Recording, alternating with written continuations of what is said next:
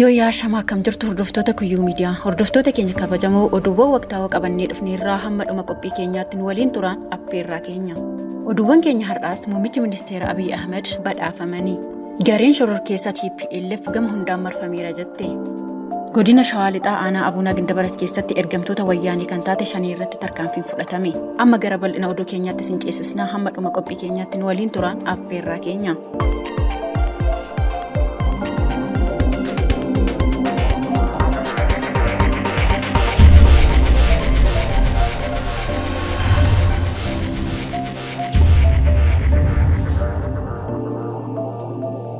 Muummichi ministeera Abiy Ahmed industirii baankii guddisuuf gumaacha taasisaniif badhaasa idil addunyaa badhaafamanii.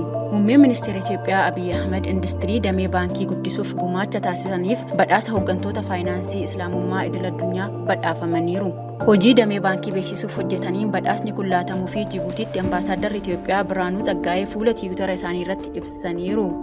Riifoormii bal'aa Itoophiyaan damee faayinaansiitiin adeemsiftee sadarkaa idil addunyaatti beekamtii argataa jira. Akka biyyaatti damicha hammataa taasisuuf boqonnaawwan adeemneef badhaasa kana fudhachuu koof kabajatu natti dhaga'amas jedhanii muummichi ministeeraa Itoophiyaa Dr. Abiy Ahmed. Gareen shororkeessaa TPLF gama hundaan marfameera jette. Gareen shororkeessaa TPLF waraana ofii isaa eegaleen dirreedhuma isaa irratti mo'amuu irra darbee yaaddoo guddaa keessa galee jiraachuu ibsa Taaddasaa Warradaa baaseerraa hubachuun danda'ameera. Gareen kun osoo mootummaan federaalaa waraanni fayyadu jedhee isaan kadhatuu didanii kan waraana banan yoo ta'u amma garuu kallattii hundaan raayyaa ittisa biyyaa keenyaan marfamuu fi goobamaa jiraachuu isaanii Taaddasaa Warradaa ibsee jira.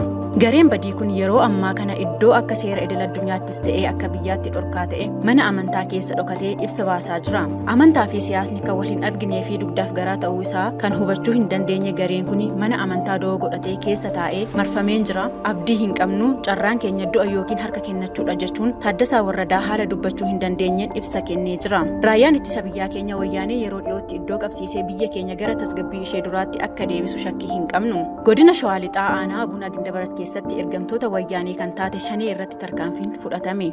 Ergama wayyaanii fudhattee Oromoof qabsaa jechaa kan uummata Oromoo dararaa jirtu guyyaa kaleessaa lakkoofsaan hedduu kan ta'an ABO 5 irratti tarkaanfiin kan fudhatame yoo ta'u kaan isaanii immoo booji'amanii jiraachuu maddeen odeeffannoo keenya amanamoon nu biraan ga'aniiru.